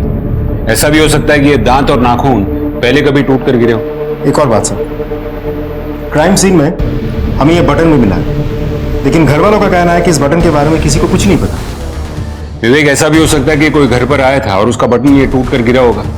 इस सब से कुछ साबित नहीं होता, कुछ भी हो सकता है। एक काम करो, राशि के बारे में सारी डिटेल्स निकालो, उसके दोस्तों से बात करो, आस पड़ोस में सबसे बात करो। Right sir. साहब जी अच्छा हुआ बच्ची मर गई, वरना उसका बाप ही उसे मार डालता, रोज मारपीट करता था। सुधा बेटा एक बात बताओ, राशि का कोई बहुत क्लोज फ्रेंड, कोई बहुत अच्छा दोस्त, कोई बॉयफ्रेंड, ऐसा कोई भी जिसके साथ वो बहुत ज्यादा समय बिताया करती थी?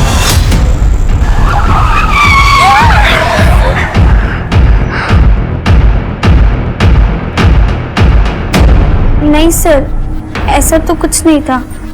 उसके साथ किसी की कोई दुश्मनी, कोई अनबन, कोई झगड़ा हुआ हो?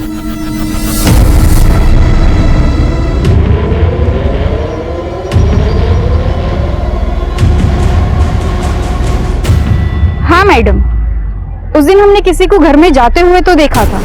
केसरी रंग की चेक की शर्ट पहने हुए था। बाकी तो हम ज्यादा कुछ देख नहीं पाए। फिर सुनाई दिया कि बच्ची को हैजा हुआ और वो मर गई। सर पड़ोस की एक औरत का कहना है कि जिस दिन राशि की मौत हुई थी उस दिन उसने एक आदमी को राशि के घर की तरफ जाते हुए देखा था। अच्छा? हाँ सर उस औरत ने उस आदमी की शक्ल तो नहीं देखी, लेकिन इतना बताया था कि उस आदमी ने केसरी कलर की शर्ट पहनी थी, चेक शर्ट। और कुछ? सर आसपास में सभी का कहना है कि लड़की का बाप लड़की को ज्यादा पसंद नहीं करता था। आए दिन लड़ाई झगड़ा मारपीट ये सब होती रहती थी। ये बाप की कुंडली निकालो सर। और बच्ची के मोबाइल के बारे में कुछ पता चला? सर उसके मोबाइल को मैंने ट्रैक करके कॉल रिकॉर्ड्स निकालने के लिए कह दिया है। एक और बात सर, उस बच्ची के मोबाइल से एक वीडियो वायरल हुई थी उसके स्कूल टीचर की। मैं दिखाता हूँ सर, ये देखिए sir. KNOT Connaught, APPLE apply. Sir इस वीडियो के वायरल होने के बाद स्कूल टीचर की बहुत बदनामी हुई थी, इसे स्कूल से भी निकाल दिया गया था। हाँ सर, राशि ने वीडियो बना के वायरल कर दिया था। तो गुस्सा तो बहुत आया होगा नहीं? हाँ सर आया था, फिर शांत हो गया क्योंकि राशि ने खुद आके मुझसे माफी मांग ली थी। सॉरी सर, हमें नहीं पता था कि हमारी वजह से आपकी नौकरी चली जाएगी। वो वीडियो तो हम इसे मजाक में बना दिया था सर। नहीं राशि, इसमें तुम्हारी कोई गलती नहीं, ये सारी गलती हमारी है। अरे जो हम खुद नहीं जानते तो बच्चों को कैसे पढ़ा लिखा सकते हैं, और हम वही करेंगे जो हम अच्छे से कर सकते हैं। मैं क्या करता सर, बेरोजगारी इतनी बढ़ गई थी सर कि मैंने जुगाड़ लगा के टीचर की नौकरी की सर। मेरे पास कोई काम नहीं था।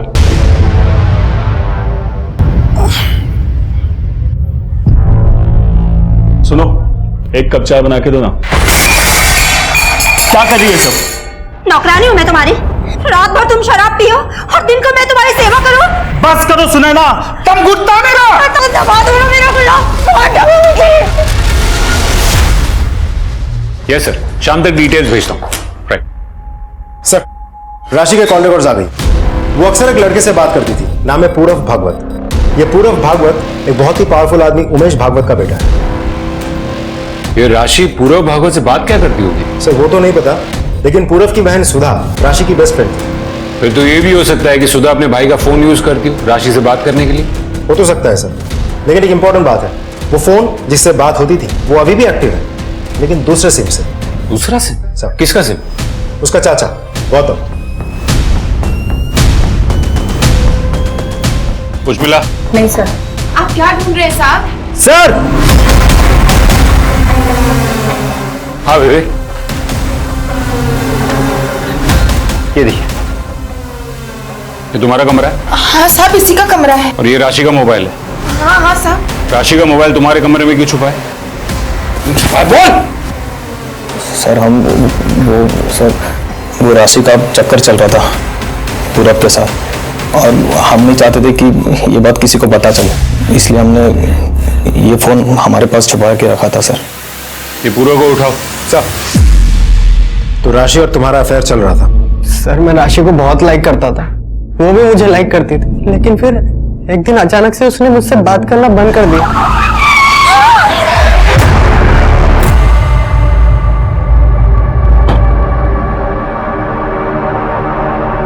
मैं तुमसे प्यार करता हूँ, ये तुम्हारे लिए। तुम समझते काहे नहीं?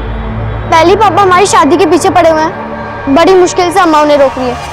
अगर उन्हें हमारे बारे में पता चला तो फिर वो अम्मा की भी नहीं सुनेंगे। चल सुधा। तो कहीं गुस्से में तुमने ही तो? सर मैं राशि से बहुत प्यार करता था, उसे कोई परेशानी ना हो इसलिए मैंने उससे बात करना बंद कर दिया था। मैंने सोचा था कि वो खुद मेरे पास आएगी, लेकिन ये नहीं सोचा था कि वो मुझसे इतनी दूर चले जाएगी। उमेश जी, आपको पता था कि आपके बेटे पूरव का अफेयर राशि के साथ चल रहा था? नहीं, मुझे अगर पता होता ना तो मैं खुद उसे मरवा देता।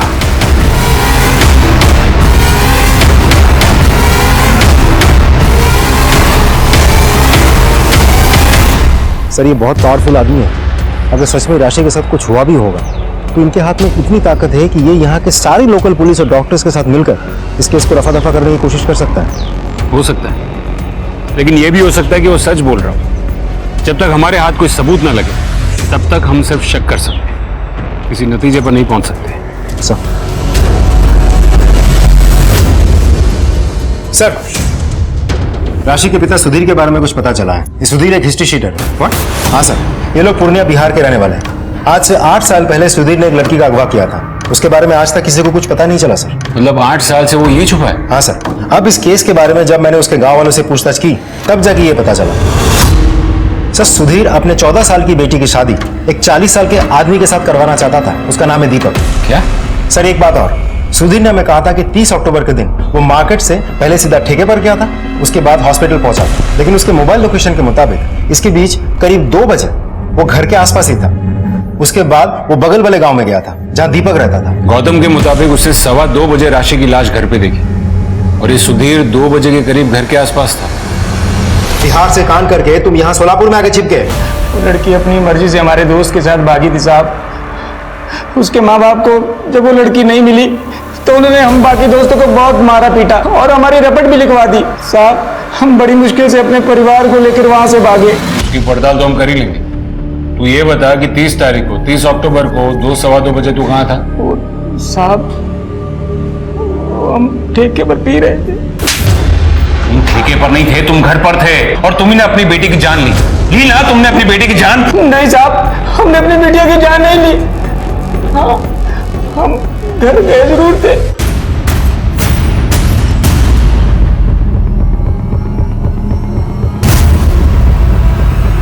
साहब हम राशि की कुंडली लेकर सीधा दीपक बाबू के पास गए शादी की तारीख पक्का करने।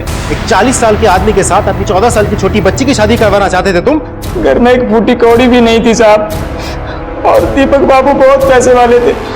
राशि के बदले 50,000 देने को तैयार थे, पर लक्ष्मी हमें बार बार रोक रही थी साहब। अगर आपने ऐसा कुछ भी किया ना तो हम अपनी जान दे देंगे। अच्छा, जान देकर क्या होगा? अरे कम से कम शादी तो रुक जाएगी। अब हमारे बच्चे की शादी नहीं होती कहते थे हम। आप ऐसी बातें मत कीजिए, समझे? भूल जाइए इस बारे में। हमको पता चला कि तू अपनी बेटी से बहुत नफरत करता था, उसे मारता पीटता था। हमें बेटा चाहिए था साहब। लोग हमें नामर्द कहते थे कि बेटा बेटी औरत की वजह से नहीं, मर्द की कमजोरी की वजह से होता है। साहब हम किसी को कुछ भी नहीं कह पाए। हम तो अभी भी कोशिश कर रहे थे कि हमारा बेटा हो, पर हमारी बीवी की बच्चादानी खराब थी, वो बच्चा नहीं कर सकती थी। पर हम अपना सारा गुस्सा, सारी नफरत अपनी राशि पर निकालते थे साहब।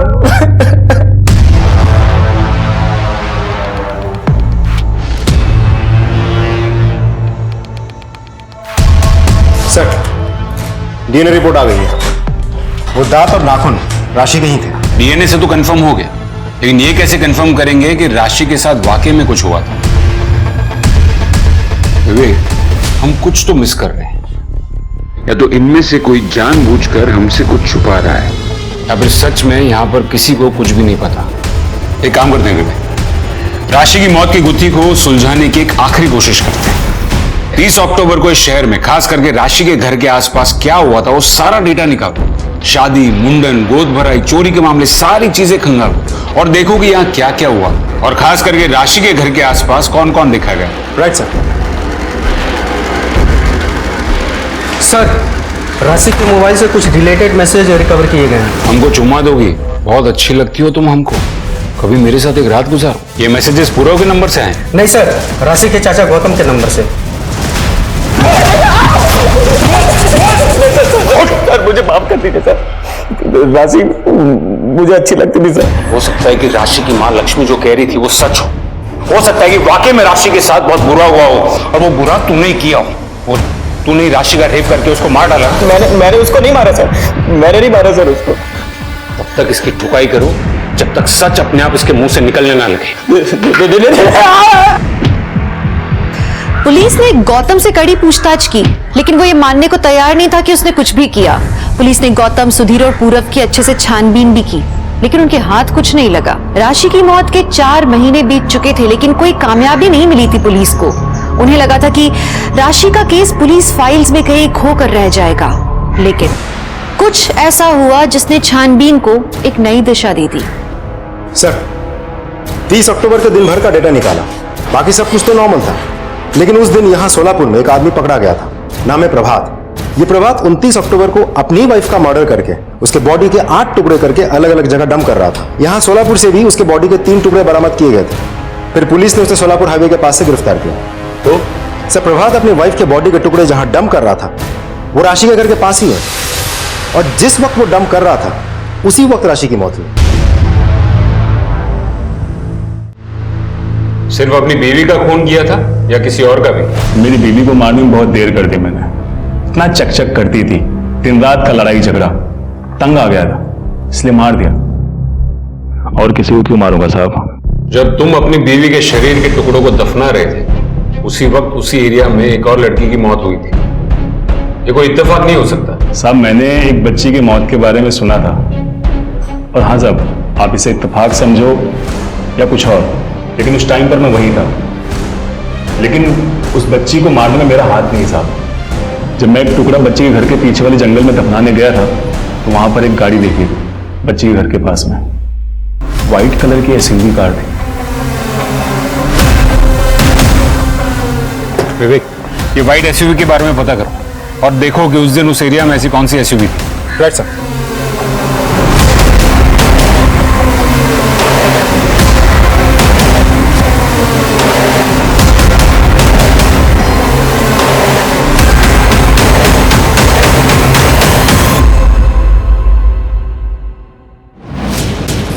सर, उस व्हाइट एसयूवी का पता चल गया है। हमने पूरे शहर के सीसीटीवी फुटेजेस खंगाल डाले और वो गाड़ी इसी पुलिस स्टेशन में आई थी। अच्छा, यस सर।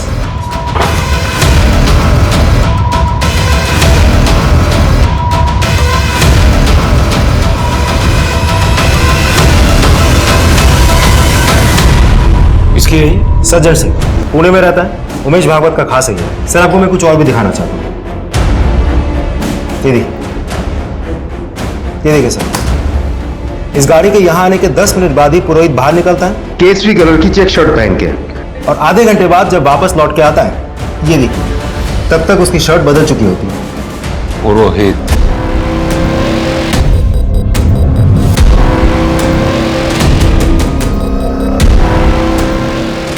सर राशि के घर में जो बटन मिला था वो इसी शर्ट का, ये देखिए सेम बटन, और इस शर्ट में ब्लड मार्क्स भी है, ये देखिए। और ये किसका खून है? राशि।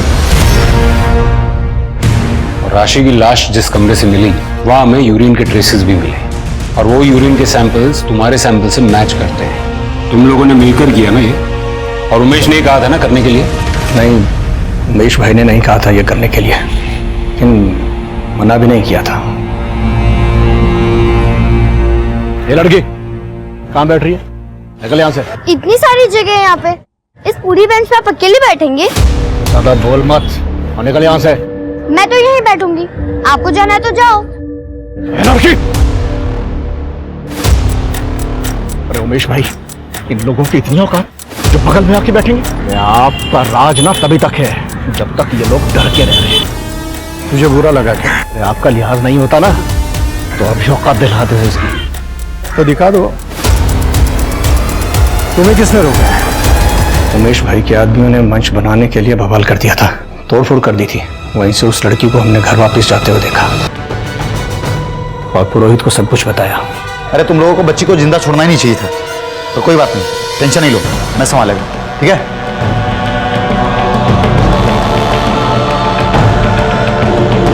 इन लोगों को ना पैर की जूती बनकर रहना चाहिए। अगर सर पर चढ़ने की कोशिश करेंगे ना तो औकात तो दिखानी पड़ेगी ना। पैर की जूती, औकात? दूसरी जात वाली लड़की हमारे बाजू में नहीं बैठ सकती, हमको छू नहीं सकती, पर उसी लड़की पर बलात्कार करते वक्त, बेरहमी से उसका खून करते वक्त तुम उसको छू सकते हो? तब तुम्हारी ये सोच अचानक गायब हो जाती है। ऐसी दोगली सोच से समाज में सिर्फ हैवान पैदा होते हैं, इंसान नहीं।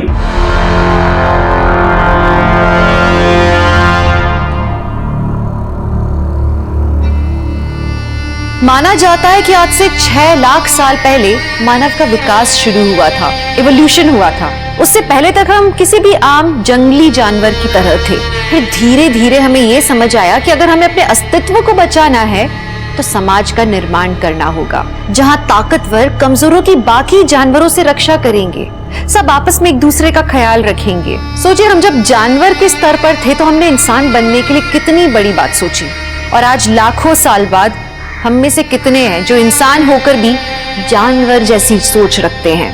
ये कहानी किसी एक राशि की नहीं है, बल्कि ये उन सब मासूम बच्चियों की है जो किसी न किसी शक्तिशाली इंसान के हाथों शोषण का शिकार बन जाती हैं। अगर किसी के पास शक्ति है तो उसे उसका इस्तेमाल करना चाहिए समाज की भलाई के लिए, न कि समाज को गर्त में धकेलने के लिए। इसी के साथ मैं दिव्यांका त्रिपाठी दहिया लेती हूँ आपसे विदा। आप देखते रहिए क्राइम पेट्रोल सतर्क। सतर्क रहिए, सुरक्षित रहिए, अपना ख्याल रखिए। जय हिंद। इस तरह के और भी एपिसोड देखने के लिए हमारे चैनल को सब्सक्राइब करें और बेल आइकन दबाना ना भूलें।